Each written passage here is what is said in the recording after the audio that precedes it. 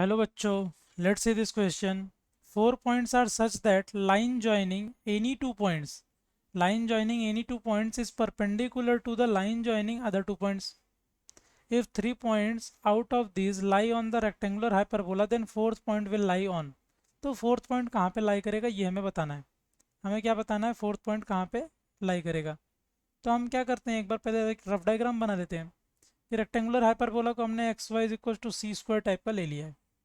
तो वो कैसा आ जाएगा आगे, ऐसा कुछ ऐसा बनेगा रेक्टेंगुलर हाइपरबोला. ठीक है क्या, this is our rectangular hyperbola. अब बोल रहा है कि 3 पॉइंट्स हैं जो कि रेक्टेंगुलर हाइपरबोला के ऊपर ही लाई कर रहे हैं. 3 पॉइंट्स हैं जो कि रेक्टेंगुलर हाइपरबोला के ऊपर ही लाई कर रहे हैं. तो एक यहाँ कहीं ले लिया, एक यहाँ ले लिया, एक यहाँ ले लिया.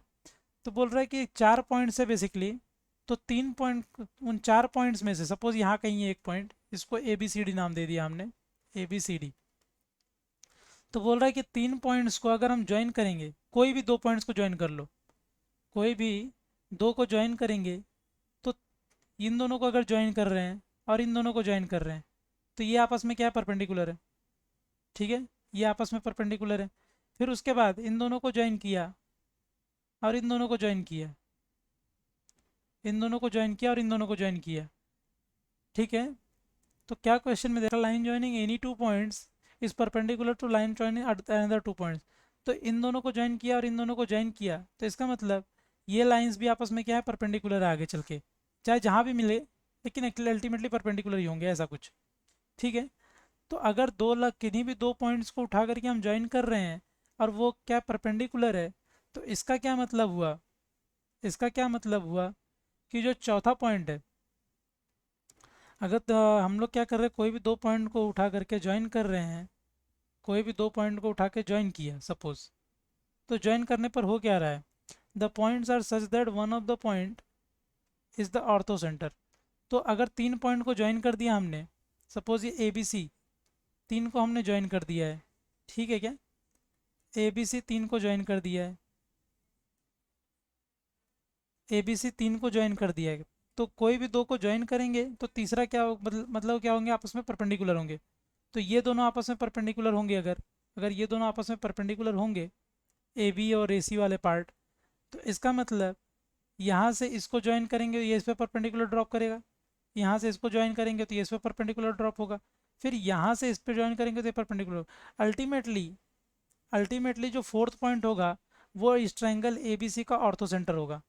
Fourth point fourth point will be fourth point will be ortho center fourth point will be ortho center of triangle formed by formed by another 3 points, formed by another 3 points. तो बाकी के जो 3 पॉइंट्स हैं, बाकी के जो 3 points हैं उनको उनको मतलब अपना कैसा है, बाकी के 3 पॉइंट से उनका जो ट्रायंगल बनेगा, उस ट्रायंगल का ऑर्थो सेंटर होगा वो चौथा पॉइंट. तो हमें एक चीज़ और पता है कि रेक्टेंगुलर हाइपरबोला, जो हमारा रेक्टेंगुलर हाइपरबोला है, उस पर अगर सर्कमस्क्राइब करेंगे एक ट्रायंगल, एक सर्कमस्क्राइब करेंगे triangle, then it also passes through the orthocentre of the triangle, then it also passes through the orthocentre of the triangle. Suppose हमने क्या किया, ए बी और सी को लेकर, ए बी और डी को लेकर के हमने क्या बना लिया, ट्रायंगल. ए बी डी को लेकर हमने ट्रायंगल बना लिया.